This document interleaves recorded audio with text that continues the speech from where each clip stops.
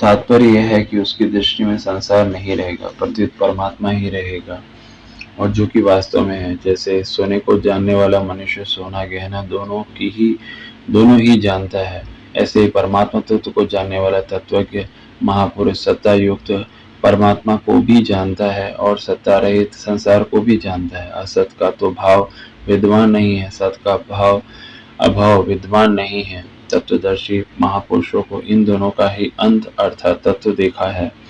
असत के दो विभाग है, शरीर और संसार। शरीर को संसार की सेवा में समर्पित कर देना कर्मयोग है। संसार से सुख चाहना जन्म मरण योग है। और सत के भी दो विभाग है, आत्मा और परमात्मा। आत्मा अपने आप में स्थित हो जाना ज्ञान योग है, और अपने आप को परमात्मा के समर्पित कर देना भक्ति योग है। कर्म योग, ज्ञान योग और भक्ति योग तीनों में से किसी एक के भी पूर्ण होने पर माने हुए अहम का नाश हो जाता है। प्रतीति कारण सापेक्ष है, जो प्रतीति में अतीत परमात्मा तत्व है वह कारण निरपेक्ष, अतः परमात्मा तत्व का अनुभव अभ्यास साध्य नहीं है, अर्थात उसके अनुभव के लिए शरीर इंद्रियां मन बुद्धि आदि कारणों की किंचित मात्र भी अपेक्षा नहीं है। उनकी आवश्यकता केवल संसार के लिए, अपने लिए नहीं है।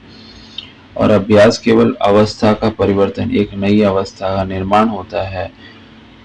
अवस्थातीत तत्व का अनुभव अभ्यास से नहीं होता है, प्रत्युत अनभ्यास से होता है। अनभ्यास का अर्थ है कुछ करना मात्र प्रकृति के संबंध से ही होता है। प्रकृति के संबंध के बिना चेतन कुछ कर ही सकता नहीं है और करना बनता भी नहीं है, अतः उस पर करने की जवाबदारी जिम्मेदारी भी नहीं है।